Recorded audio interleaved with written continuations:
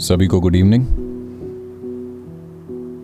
सद्गुरु, सबसे पहले जो मैं आपसे जानने के लिए बहुत उत्सुक हूं वो ये कि जब हम शिक्षा की बात करते हैं तो आपका अपना अनुभव क्या रहा है? शिक्षा में आपका व्यक्तिगत अनुभव क्या रहा है? शिक्षा के क्षेत्र में किस चीज ने आपको आकार दिया है या नहीं दिया है जिससे आज आप जो हैं वैसे बने हैं? That's a googly.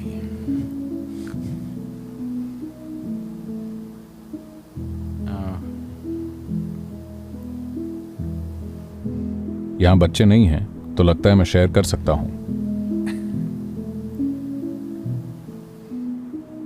मेरा शिक्षा का अनुभव लोग मुझसे पूछते हैं आपकी साधना क्या है, तो मैं अक्सर उनसे कहता हूं मेरी इकलौती साधना ये रही है कि मैंने खुद को अनपढ़ रखा है।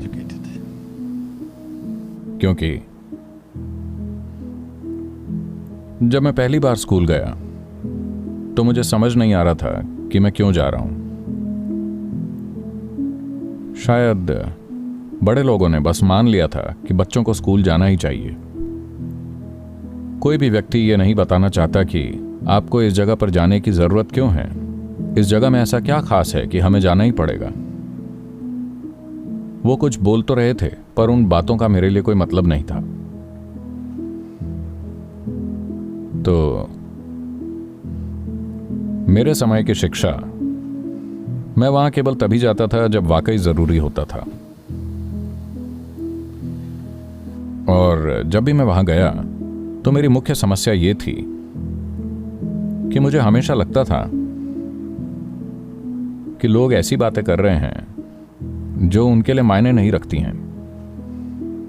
मैंने इस चीज को हमेशा बनाए रखा है कि मुझे इससे मतलब नहीं है कि कोई कितनी बकवास कर रहा है। अगर वो चीज उनके लिए कुछ मायने रखती है तो मैं उसे पूरी तरह सुनूंगा, चाहे वो कितनी भी बेतुकी बात हो। लेकिन उस व्यक्ति के लिए कुछ मायने रखती है तो मैं सुनने को तैयार हूं। अगर उसके लिए ही मायने नहीं रखती जो बोल रहा है तो मुझे समझ नहीं आता कि मैं क्यों सुनूं। और मुझे स्कूल में हमेशा ऐसा लगता था कि टीचर्स ऐसी बातें कर रहे हैं जो उनके लिए कोई मायने नहीं रखती, तो मेरे कान कभी उनकी बात नहीं सुनते थे। तो मेरी शिक्षा के बारे में जितना कम कहा जाए उतना बेहतर है।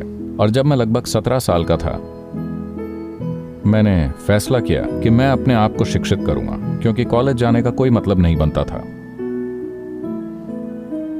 और ये आज की तरह नहीं था।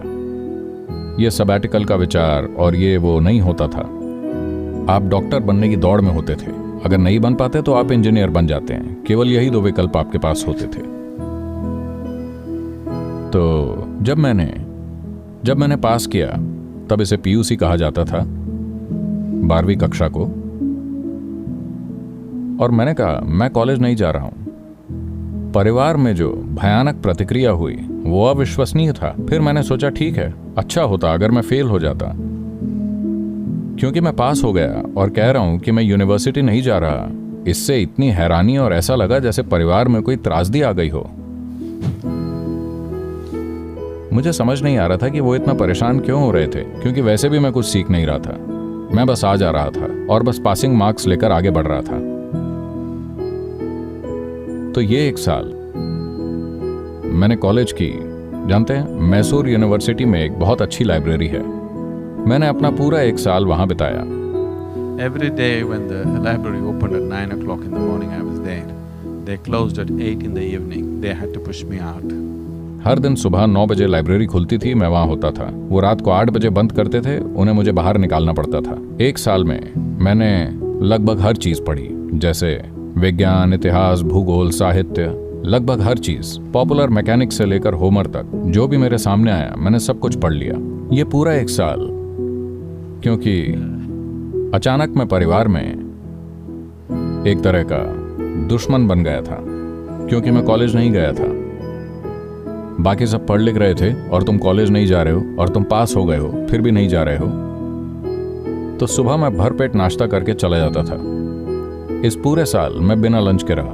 मैं रात को वापस घर आकर डिनर करता था, पूरे 1 साल तक। जब मैं यंग था तो मैं हमेशा भूखा रहता था।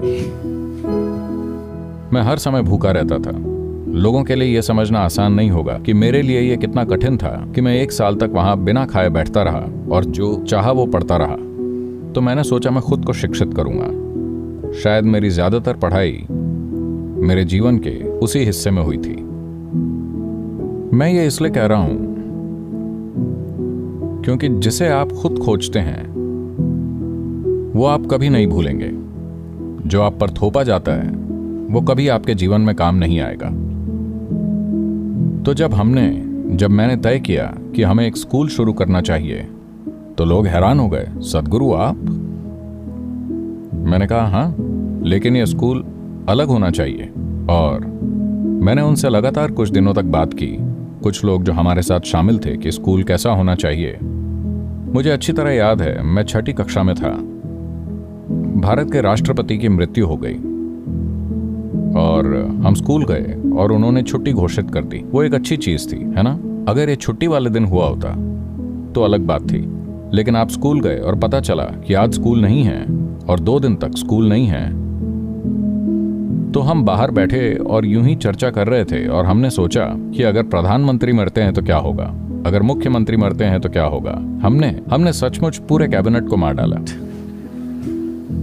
हमें कितनी छुट्टियां मिलेंगी इस साल? तो स्कूल इतनी भयानक जगह क्यों बन गई है? जिस तरह से हम इसे चला रहे हैं उसमें कुछ गलत है, क्योंकि शिक्षा, मेरा मतलब हम लोगों को क्यों शिक्षित कर रहे हैं उसे भी देखना चाहिए। वो कहीं ज्यादा गहन चीज है, लेकिन मूल रूप से जब हम शिक्षा देते हैं, शिक्षा प्रणाली का अंतिम छोर वो एक मानवीय पहलू है। अगर वो मानवीय पहलू गायब है तो मुझे नहीं लगता कि कोई बच्चा वहां बैठकर किसी की ऐसी बातों को सुनेगा जो खुद बोलने वाले के लिए ही कोई मायने नहीं रखती। क्योंकि माता पिता उन पर दबाव डालते हैं, अगर तुम स्कूल नहीं जाओगे तो अपनी आजीविका नहीं चला पाओगे, तुम्हारे साथ ये होगा वो होगा, अगर तुम स्कूल जाओगे तो मैं तुम्हें अमेरिका भेज दूंगा। ये सब बकवास बातें, खुद को वाकई शिक्षित करने के लिए नहीं जाते। तो जब हमने ये स्कूल शुरू किया, तो जब मैंने उनसे बात की कि स्कूल कैसा होना चाहिए, तो हमारे टीचर्स ने कहा, सदगुरु ये एक बड़ा विजन है, लेकिन ये कैसे जाने कि हम इसे पूरा भी कर रहे हैं। मैंने कहा देखिए, ये एक आवासीय स्कूल है। मैंने कहा 4 महीने वो हमारे साथ रहते हैं। 4 महीने के अंत में जब वो अपनी छुट्टियों के लिए घर जा रहे हों, अगर बच्चे घर जाते समय रो रहे हैं तो इसका मतलब है आप अच्छा कर रहे हैं। अगर वो स्कूल के लिए वापस आते समय रो रहे हैं, मतलब हम अच्छा नहीं कर रहे हैं। आप यकीन नहीं करेंगे, आज आप ये ईशा होम स्कूल में देख सकते हैं, जब वो जा रहे होते हैं तो वो रोते हैं। छुट्टियां खत्म होने से पहले 8 दिन 10 दिन पहले ही बच्चे वापस आ जाते हैं स्कूल को तैयार करने के लिए। तो ये अच्छा है, वो अपनी स्कूली प्रक्रिया का आनंद ले रहे हैं। क्योंकि अगर ऐसा नहीं होता तो क्यों हम अपने बच्चों को इस तरह टॉर्चर कर रहे हैं? क्या पाने के लिए, किस उद्देश्य से?